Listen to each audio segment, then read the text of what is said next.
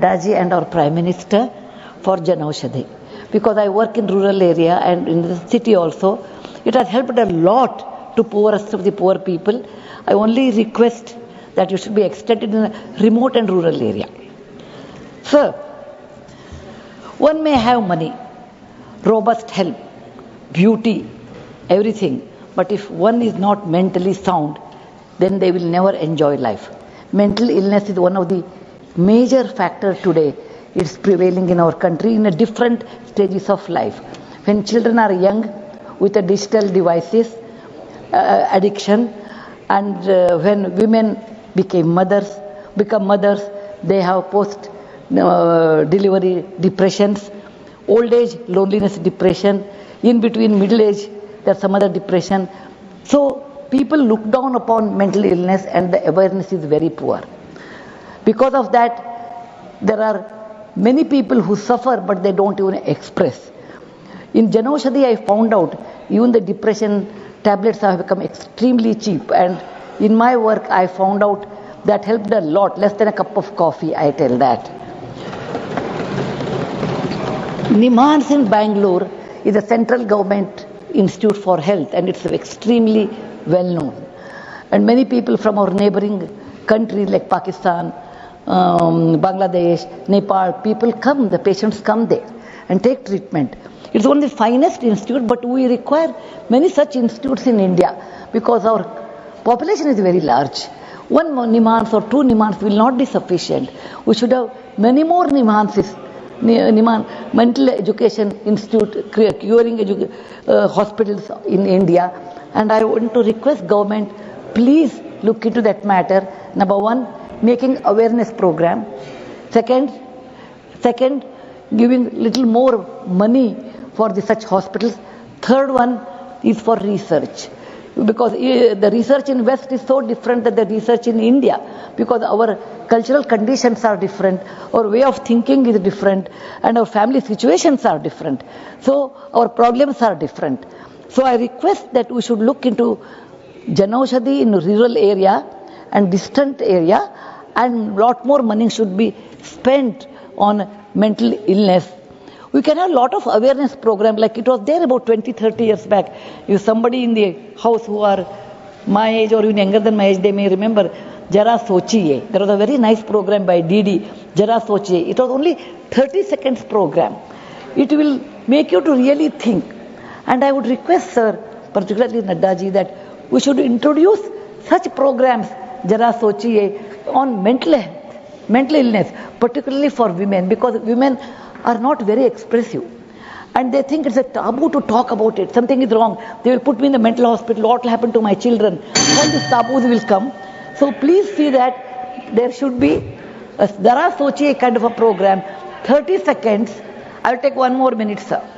And that should be compulsory in all the channels. It is not only government. All the channels should experiment or introduce such things where it is a curable disease. Mental illness is a curable disease. You have to express yourself. Take medicine, like when you have fever, you take medicine. When you have headache, you take a medicine. When your mind is ill, take a medicine. Be normal. Lead a normal life.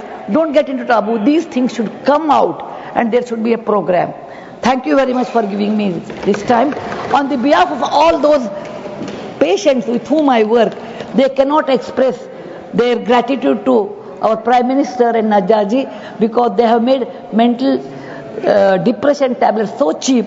Many people have gone back to the normal way of living without even knowing that they had a mental depression. Thank you. Jai Hind. Next speaker, Shri Praful Patel. He is not present. The next speaker, Deepak Prakash. Sir, you have 10 minutes.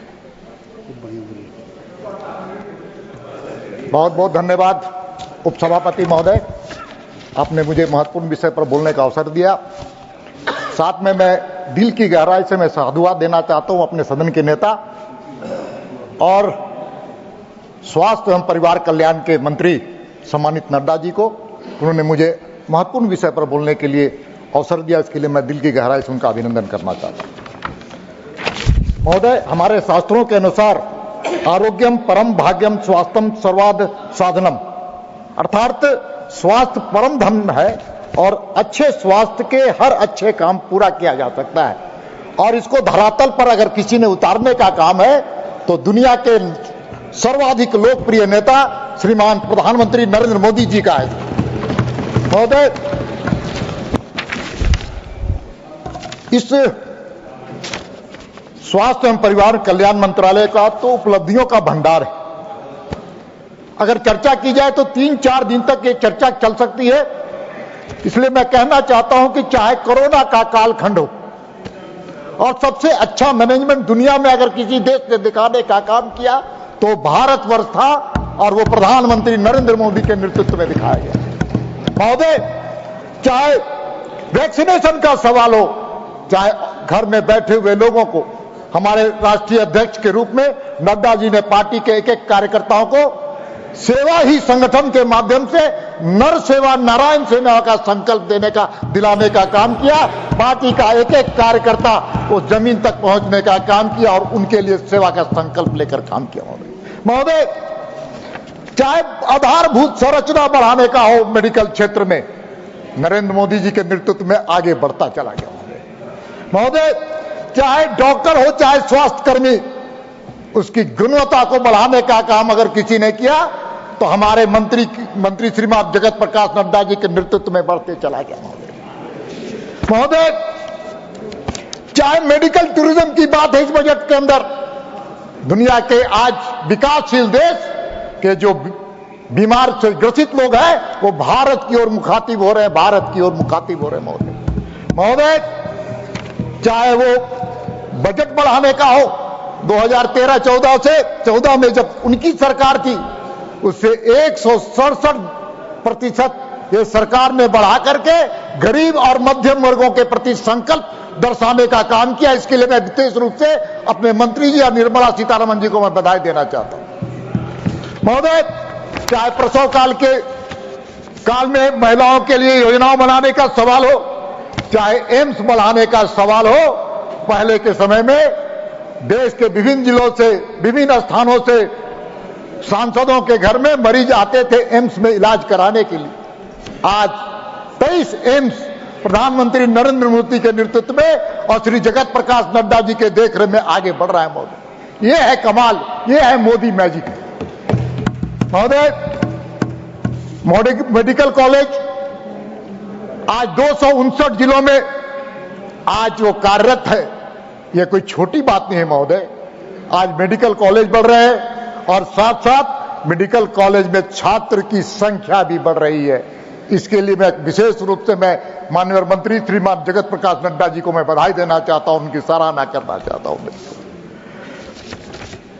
पूरी दुनिया आज, खासकर WHO का जो report है, दुनिया के बड़े बड़े अखबारों में जर्नलिस्ट में जो लेख आ रहे हैं, भारत को आज हेल्थ सेक्टर में एक मॉडल के रूप में देखा जा रहा है, मॉडल के रूप में देखा जा रहा है। महोदय, ऐसे कई उपलब्धियां हैं, समय का अभाव है। जब हमारी उपलब्धियां नहीं, ये देश की उपलब्धियां हैं।